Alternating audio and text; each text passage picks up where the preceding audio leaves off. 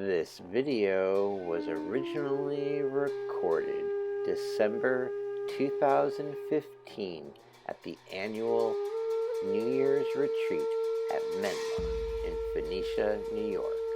To learn more about this annual program, please visit menla.org. Muted. Oh yeah, okay. Yeah, shunyata karuna garbham. Shunyata, shunya actually is an interesting word in that it comes from the Indo-European word shri, which is connected to the word swell, like swell up. And so, because the seed, when it gets moistened, tends to swell, before when you plant a seed, and then the sprout can come out of its DNA in it or whatever, So it comes from creating the space where things can grow, relational things can grow. It is not a nothingness type word, really. But so anyway, voidness. You have to have a space in which something grows. And then karuna means compassion, and karu means something like pleasure, and na means no. So karuna means stopping pleasure, actually, literally. And because happiness is pleasure, it's bliss. And then when you love someone, then it's your bliss overflows and wants them to have bliss. And but when you have compassion for them, then you stop your bliss because you become aware of their suffering. And then you want to remove their suffering. So shunyata, the idea is that the voidness becomes the womb of compassion, because within the voidness, compassion grows, if you follow me. And it's particularly lovely in Tibetan, the translation, Dong Nid Ning Je Ning Bojen, because it has three sounds that are like ning. Dong Nid Ning Je Ning Bojen. Three ni sounds. So I love it. But it was Atisha's favorite word, Nagarjuna's favorite word. It's really a marvelous word, or marvelous phrase. Dong Nid Ning Je Ning Bojen. And it replaces our wrong idea that voidness or emptiness is some kind of dark blank space, with the idea that voidness is everything's interconnected. It's the plenum of all interconnected things, is what that means. There's no non-connected thing anywhere in it, right? So that's, as far as the expression things about explaining, there's a famous Zen statement in the Blue Cliff Record that's very funny. I know it from the translation by Thomas Cleary, where some Zen master in a comment on a koan says, from the moment he attained enlightenment until he left that particular embodiment, the Buddha, Shakyamuni Buddha, never said a single word. And then it said, then the Zen master says, such a garrulous non-speaking filled the Dragon King's cave with scriptures, which I like. So the idea that the ultimate reality is inexpressible, which is a clear idea that they're very clear about. You cannot capture reality by any kind of word or concept or formula or any kind. It's not possible.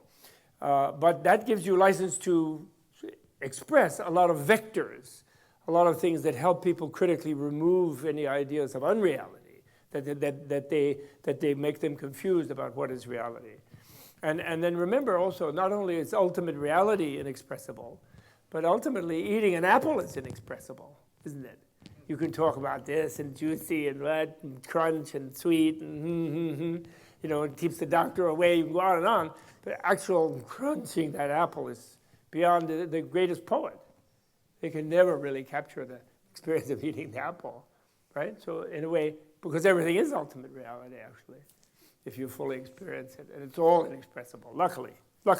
But therefore, we express a lot. Because we're having a conversation, all of us in our mind and in our cultures, in our history, in our education, that is all delusional, and we're stuck in it, and we think that's all, we're running after it, and running hither and thither, right? Aren't we? So then anything that can express any way of getting free of that is helpful. And, His Holiness Dalai Lama, he was very moving in the interview, because I asked him, what was his most amazing breakthrough in life? And he said that he realized he was reading a certain book, and he explained exactly what passage he was in the book. And then he had something about personal selflessness. And then he had something like electric shock in his heart center, he said. It's like electricity. And then this deepened slowly in the noughts, recently actually, not even early. We had some earlier thing, but in the noughts particularly. And then he said, And after that, when he said, I'm in a large crowd, seems to me like the whole huge audience is like a mirage. And I feel like a mirage, he said. And I said, well, does it make you happy? Oh, yes, he said. It's very excellent. Because the emptiness, selflessness and emptiness idea, it gives you a kind of immunity to being swept away by the different addictive emotions, and being too attached to this or to that, And so he was sort of revealing perhaps his secret of why, in the midst of still being frustrated by the Chinese government and not being able to see his people and, whatever, not resolving the situation, he still remains happy, although not unrelenting in his wish that others should be happy as well. So those are fabulous questions. I'm curious about the ones you forgot. Well, yeah. Those are great questions. So, well, what was your list? Well, yeah, there was more things about sort of view of the world, and he's always he likes to debate with me, because we've known each other for 51 years, so he likes to find something wrong. If I say, oh yeah, just like that. Anyway, never mind. Another question. I'm only standing here because there's a question. A microphone. Where's the mic? I was curious about what is the Kala Chakra initiation? You referred What to is it? Oh, yes. What is it? Yes. Well, Kala Chakra is a really wonderful concept that literally means, Kala Chakra literally means wheel of time. And it's a form of Buddha that, and historically Buddhists think, Tibetan Buddhists and Indian Buddhists before them, they think that it's a form that Shakyamuni Buddha himself manifested in his life in South India. At the same time as he was teaching the Transcendent Wisdom Sutra in his ordinary body in Vulture Peak in Rajagurha in North India, he manifested as this being with 24 arms and 4 faces and just 2 legs, one red and one white, and in union with a consort, and who was golden colored. And he manifested that for some people who beamed down from Shambhala, a country somewhere in the area of the North Pole. I mean, it's very sci-fi, okay? The legend of it is very, very sci-fi, like Star Trek or something. That's why I like sci-fi, because it's like ancient Buddhist view of the cosmos. But what's most important about it is that that body of the Buddha, whatever the real history of it is, whether it's that or something else, everything is made of time. Like the 24 arms, then you have 5 fingers in the 24 hands, and 5 times 24 is 360, 120, right? And then there are 3 joints in each finger, and so that's 360. So they are the days of the year, etc. I mean, and everything, the 4 seasons, the 4 phases. And so the idea is, from earliest time, from each level of Buddhism, Buddha is said to be one who, enlightenment, when you attain enlightenment, all the past and future is equally available to you. So the moment contains all moments of the past and all moments of the future. When Buddha was under the tree, in every description of Buddha's enlightenment, he remembered infinite previous lives of himself and of other beings also. And then he saw all different possible future destinies of other beings as well at the same time.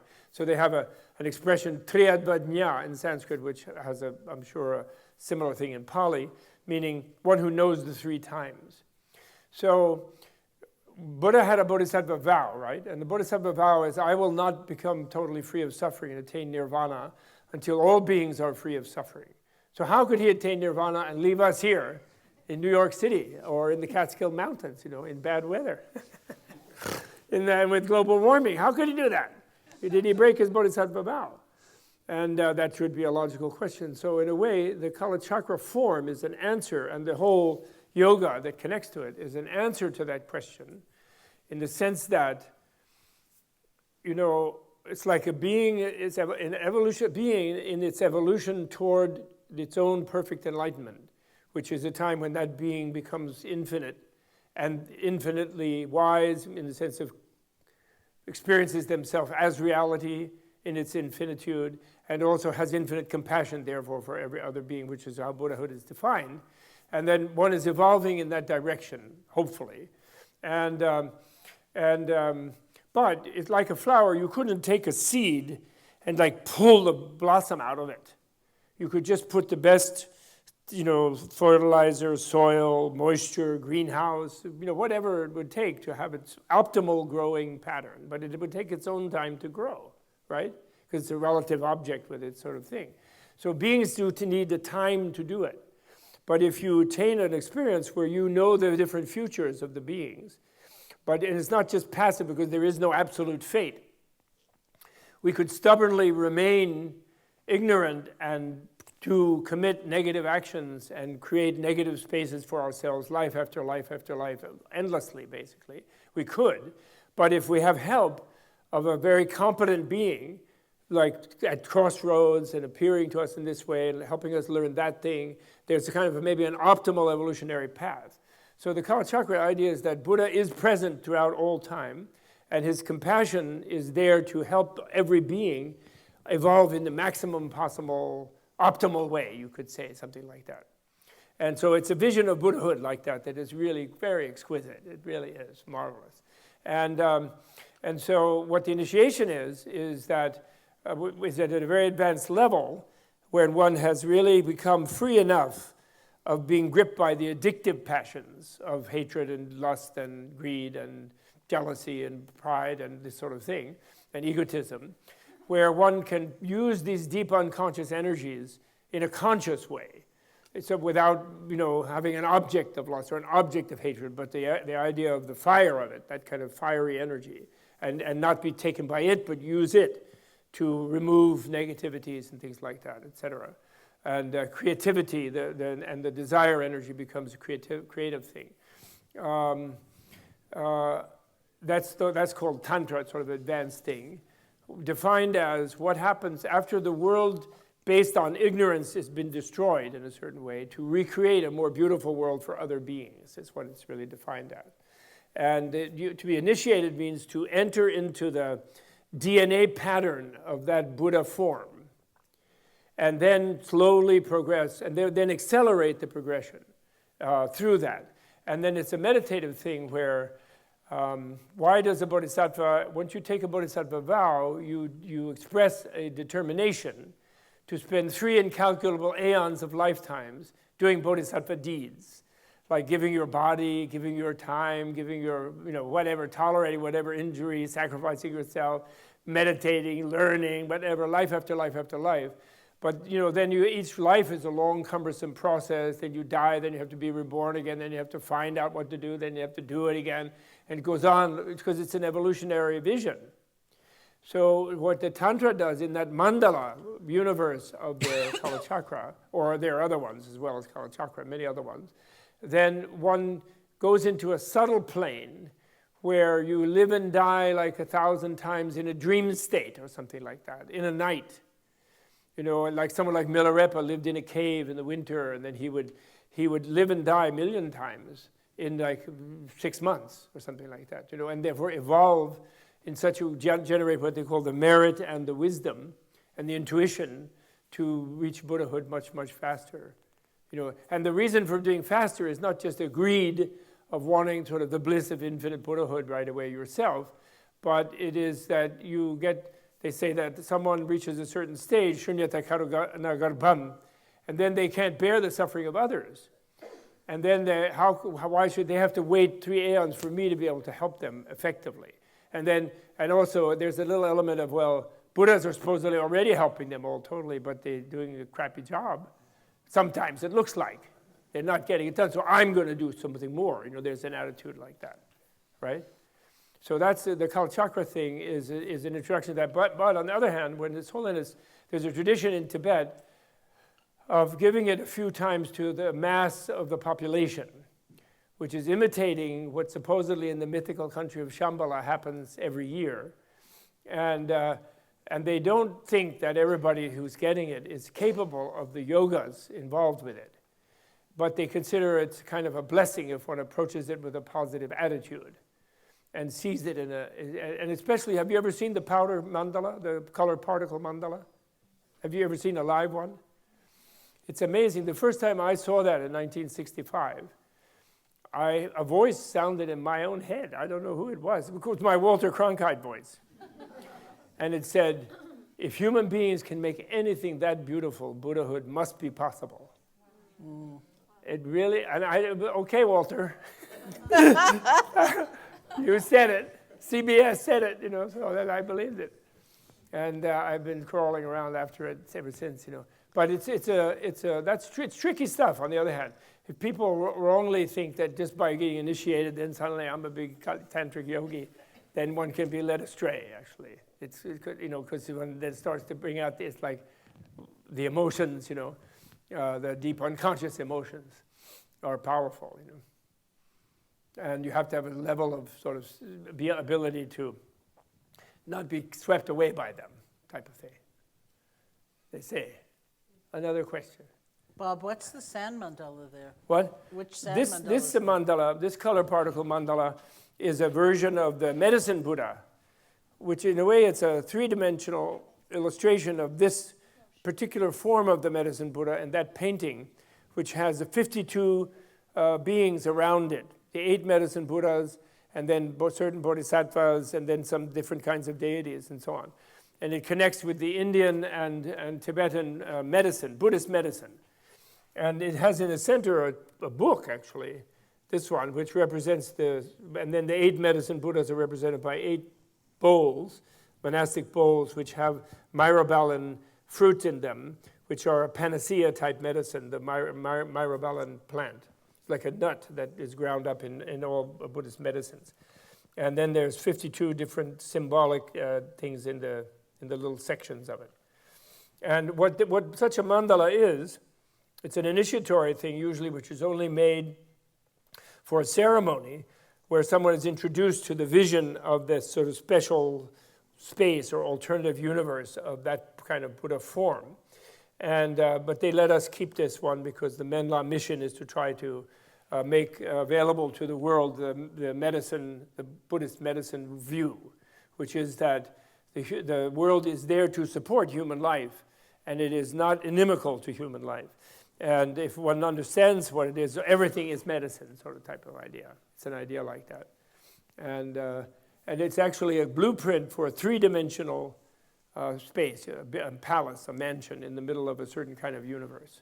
Down in the spa, in one of these reproductions of these 77 paintings that were made in the 17th century by the 5th Dalai Lama's regent, there's a depiction of the medicine Buddha universe. It's down there in the spa front room, and you can see that. That's what that is.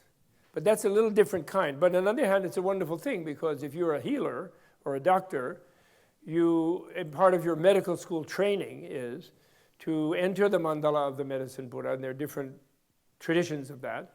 And then you learn to be the medicine Buddha in your vision, in your visualization, and you develop stability in that visualization, and you sort of get that vision of beings as potentially well and healthy and made of good health and so forth. And it's a good method to cultivate your compassion for them and renew that your motivation is to help them and heal them and not just to make money or be a famous doctor or whatever, patent some drug or whatever they do in commercial medicine, industrial, what I call industrial medicine.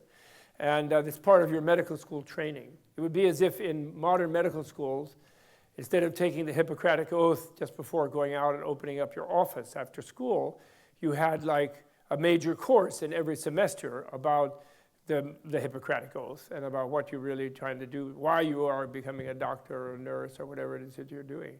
They would really train in that, where you'd become Hippocrates. You'd meditate, I'm Hippocrates, and I'm going to really save this and that person. And that would be the core motivation of a doctor, they say.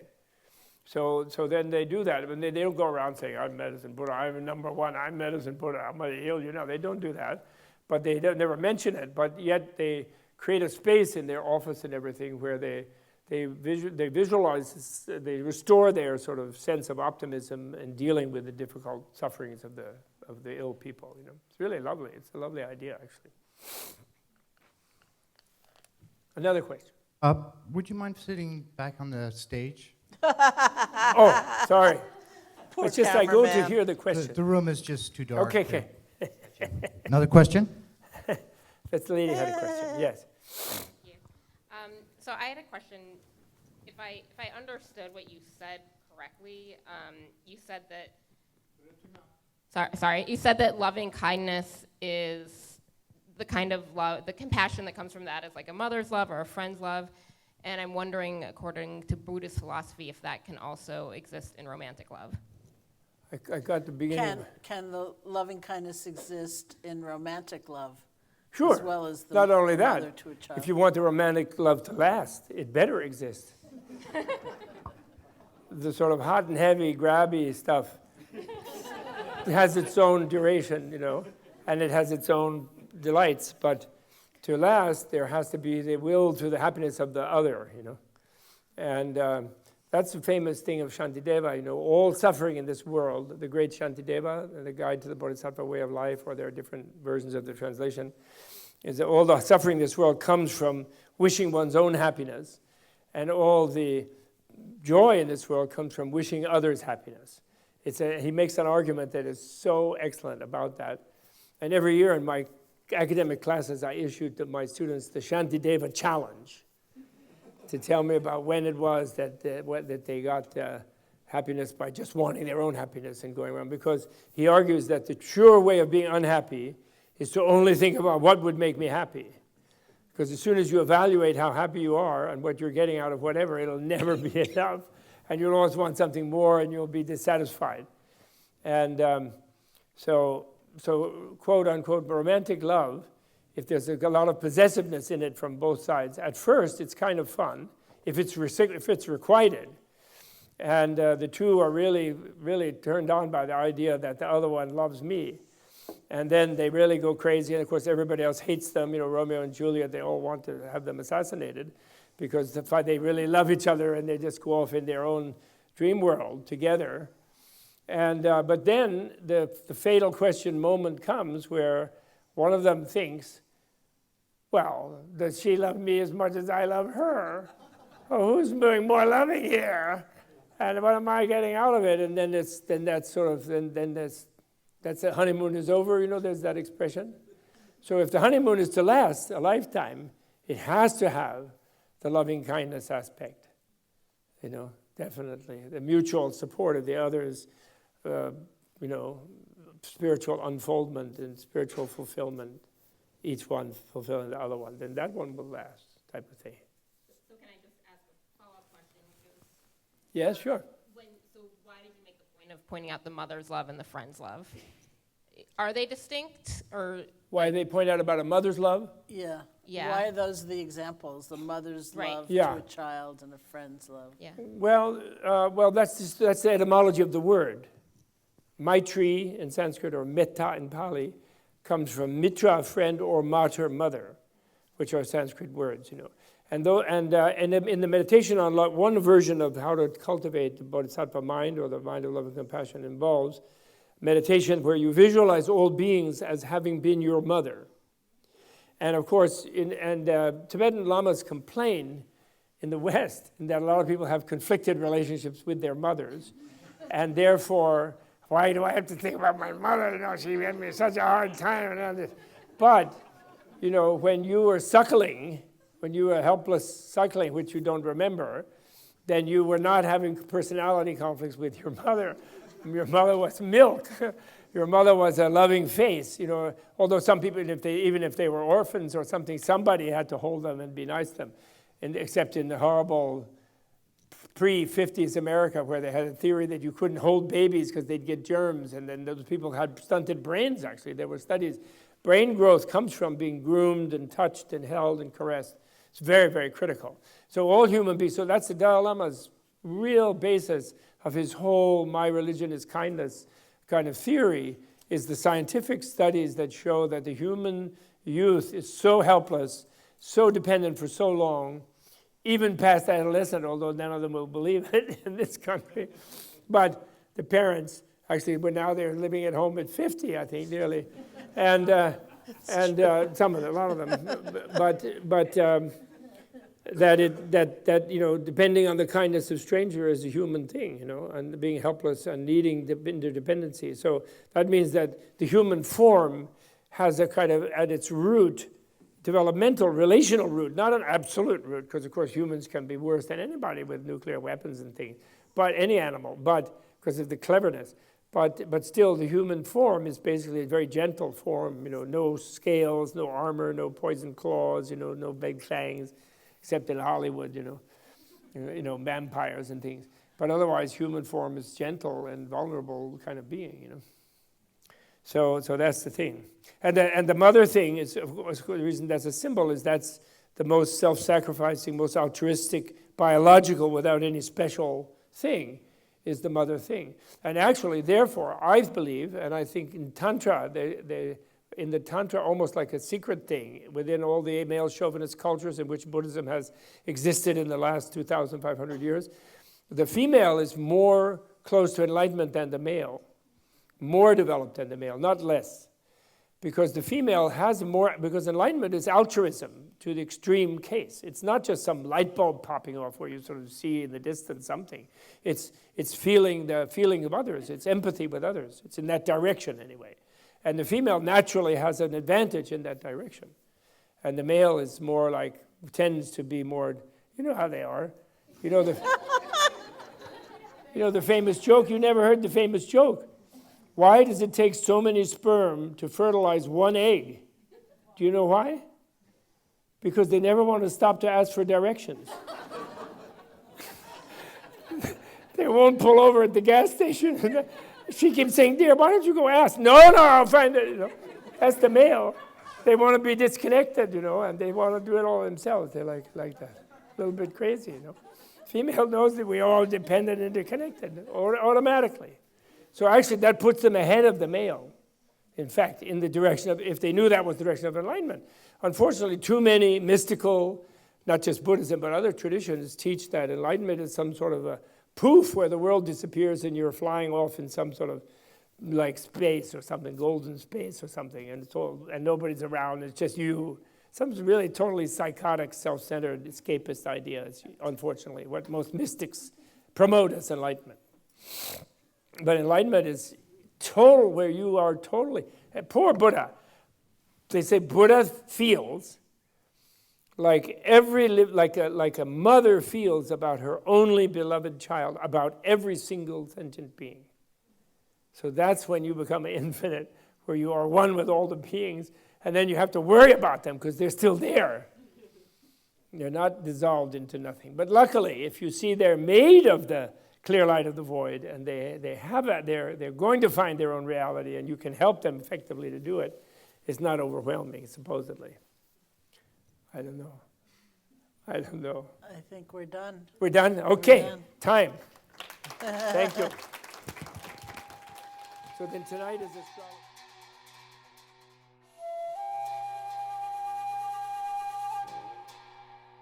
This video was brought to you in part through the generous support of Tibet House US membership community and viewers like you.